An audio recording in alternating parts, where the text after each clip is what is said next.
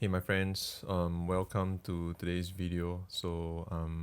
Before we jump into the infamous Legsnapper, I'd like to share with y'all the journey and the good work that my friend Aidan is going to embark on in South Africa. So Aidan's given up on this round of the Zwift Racing League to train for the extreme ride for Hunger Cycle Tour, where he will join a group of fellow cyclists to distribute food and generate awareness to and for the less fortunate people in South Africa. So I've left the links in the description below to the event if you're interested to find out more. I've also personally donated to his cause immediately when I heard about what he was doing. You don't have to donate. I'm just doing my part as a teammate and friend to generate to raise awareness. So you can read more about it, spread the word if you liked it, and maybe follow Aidan in his adventure. Perhaps give him some kudos on Strava if you want to. That's all. And without further ado, let's get into some leg snapping action.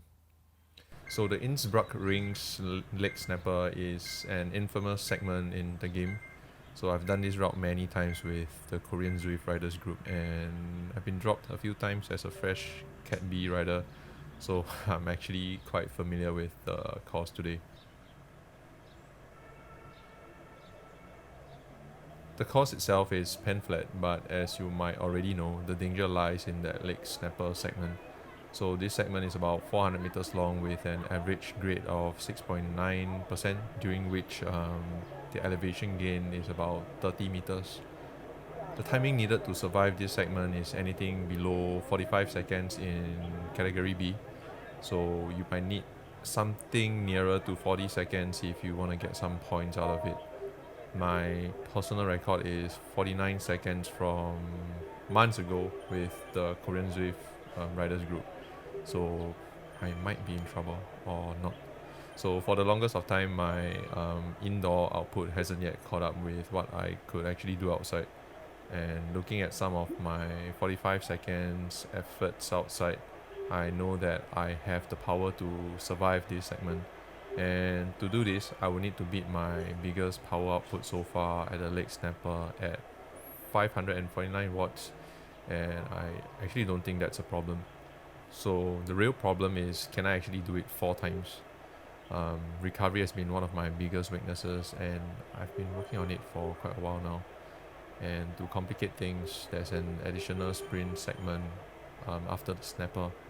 So the Innsbruck sprint is a 300 meters long segment. I've got to do that 4 times as well. So that's definitely going to put my ability to recover to the test. The segment comes pretty quickly at us 5 km into the race, and we are on our first snapper of the day.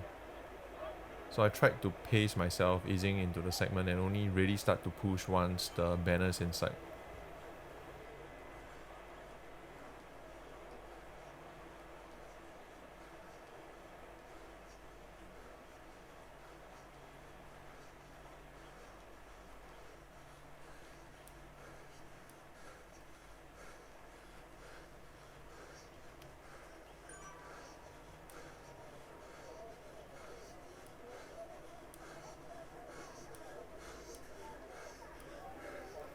I managed to complete this segment in about 40 seconds, averaging 703 watts in total.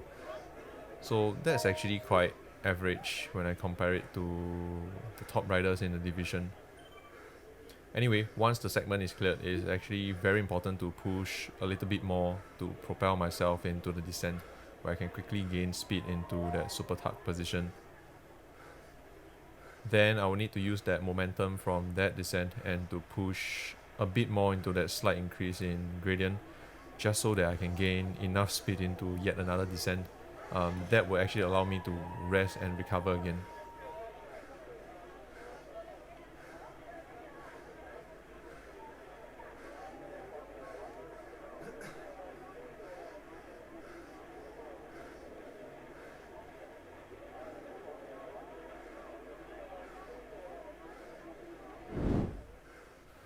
No, not much rest for the weary though. So the Innsbruck sprint segment is up next at the 6.8 kilometers mark. For some reason, I managed to get a point in this segment, it must have been really tight.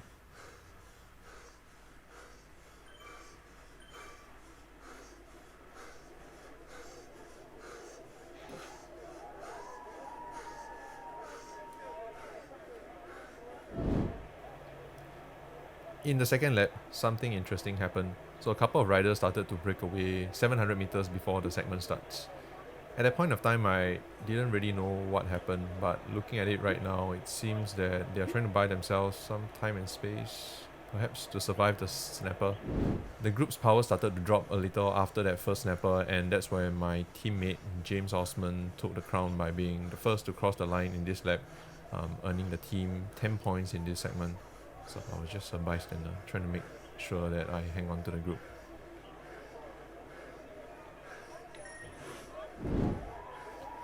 I also chose not to contest the sprint, putting in just enough power to stay with the group. And towards the end of this lap, something fascinating happened. So Kitty from Nico Ozzy started to break away from the front group at the 17 kilometers mark. So obviously at this point, the group didn't immediately respond because solo breakaways rarely worked. It wasn't until the 19.2 km mark where the dirt team decided that the threat was real enough that they sent one of their riders, Michael Rainbow, to close the gap. So this obviously worked because both of the riders got first and second in the first across the line points in that third snapper. And to be honest, it was really amazing to be able to witness and be part of something like that. So things like this really add to the magic of Zwift and the Zwift Racing League. The breakaway riders got caught eventually at the sprint segment, and by then the damage was done. So huge first across the line points for Michael again, the pursuer from Dirt. And regardless of how the race would turn out for them, they could actually sit back and relax already. So huge respect and kudos to the two riders. In that final lap, a few riders managed to gain an 8 seconds lead into the last snapper, but this time the group managed to catch up before the segment ends. I still wasn't strong enough to get any points in this segment, but I managed to hang on. So the front group is now down to 18 riders, and that's when I decided to gamble a bit on this last sprint segment. So let's face it, I'm guaranteed an 18th place finish, which will earn my team 19 points. If I were to beat 6 riders and finish 11, that would give me 20 points, so 1 additional point. And hence I made a gamble to go hard on this last sprint segment. And I'm actually gambling on riders saving their legs for the finish, and here I go.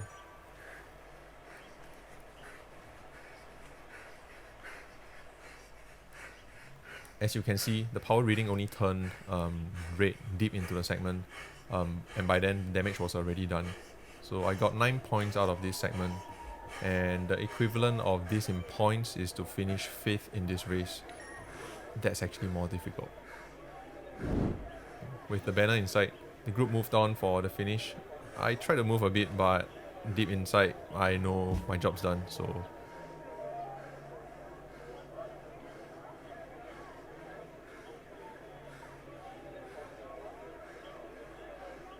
So this was a super fun race that plays really well to my strength.